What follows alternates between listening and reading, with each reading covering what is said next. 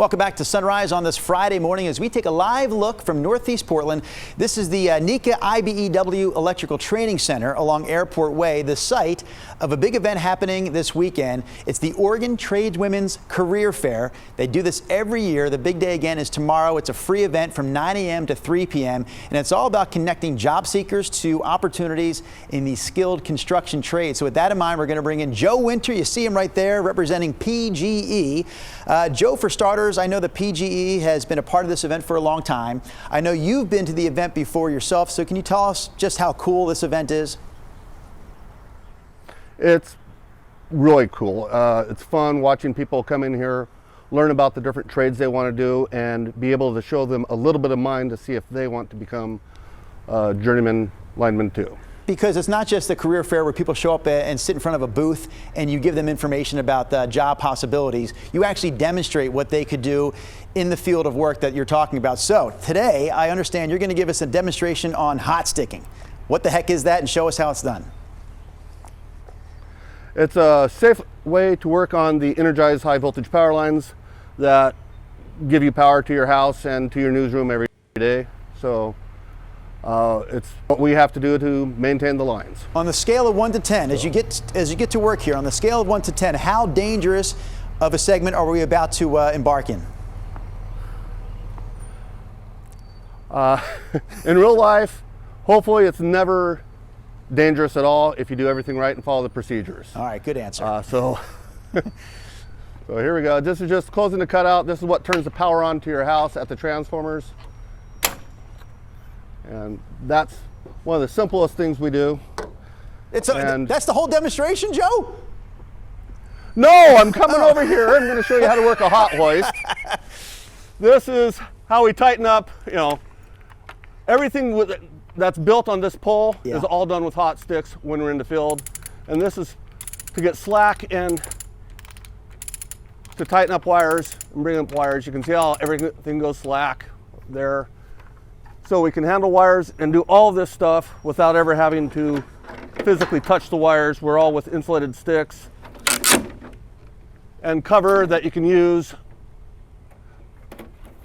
that's been tested, so if there's an incidental contact, some other tool or something hits that, we're safe and we're not energized. And this right here is a ground that we'd put on if we are in a storm situation like we have in the Pacific Northwest. Once the wires go down on the ground, we have to make sure we're not going to get energized when we're working on them with our hands.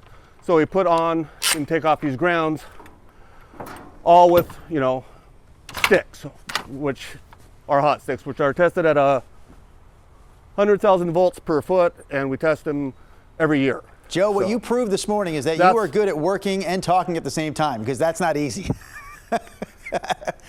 No one's ever accused me of not being able to talk. Well, Joe, let me talk real quickly just to let our viewers know about this event. Again, it is tomorrow. It's from 9 a.m. to 3 p.m. The Oregon Tradeswomen's Career Fair. Sunrise show on a Friday morning with a live look from Northeast Portland. The NECA IBEW Electrical Training Center there along Airport Way. That's where the local group known as Oregon Tradeswomen is holding their annual career fair tomorrow. So it's a free event happening from 9 a.m. until 3 p.m. and it's all about aiming to connect job seekers to opportunities in the skilled construction trades. Joining us to talk more about this right now is Emma. She's a fire sprinkler fitter apprentice. Hey, Emma, can I interrupt your work there this morning? Emma, I know. Absolutely. Okay, good. I know a little bit about your trade because my brother-in-law, Harry Miller, was a fire sprinkler fitter. My best friend growing up, Tony Contando, a fire sprinkler fitter. Yeah, this is a true story. Tony's been doing it now for like 30 years. So can you talk about some of the opportunities that you've had through this industry? That's super cool because a lot of people actually don't realize that sprinkler fitting is actually its own trade. Most people, including myself, actually just kind of assumed that plumbers did it. But, I was actually a firefighter in the Navy. And so when I got out, coming over to the civilian sector, I wasn't exactly sure if I wanted to be, a firefighter on the civilian side. And then actually at this very career fair several years ago, I found this and I was like, oh, dang, I think some of my skills would actually be pretty transferable to that. And, you know, I'm not an office job type of person. I really like being physical, and I really like problem solving.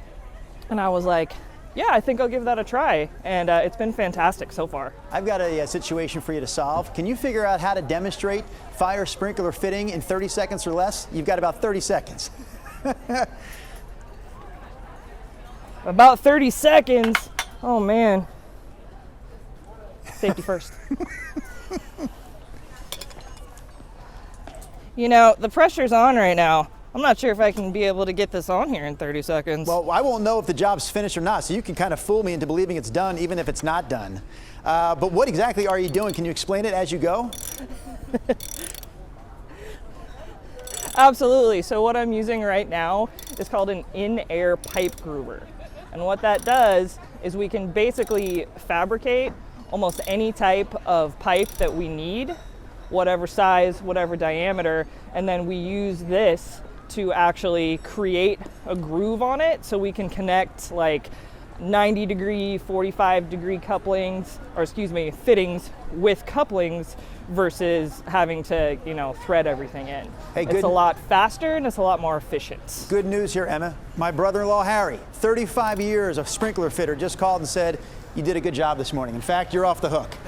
Emma, well done this morning out there at the NECA IBEW Electrical Training Center. We'll really quickly throw up the event information for you one more time if you want to check this out. And let's make sure we get the point across here. What this event is really about is providing career opportunities for people who are looking for something to do with their lives. You might find that thing for yourself at this event Saturday from 9 to 3.